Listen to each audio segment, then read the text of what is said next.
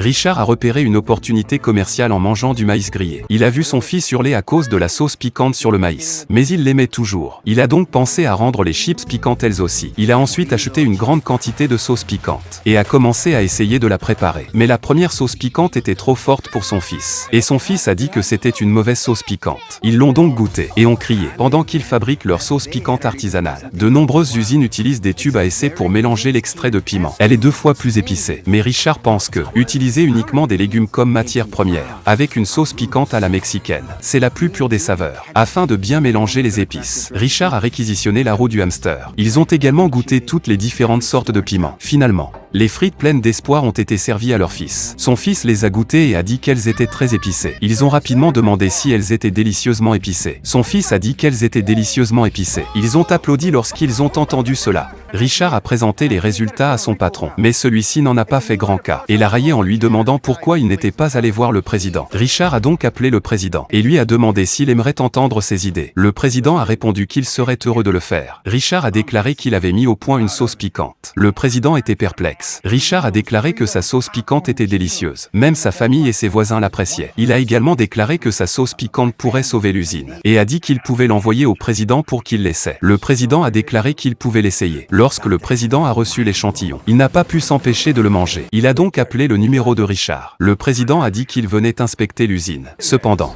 les cadres de l'usine cherchaient avec colère la personne qui avait alerté le président. Lorsque les superviseurs ont réalisé qu'il s'agissait de Richard, ils l'ont blâmé.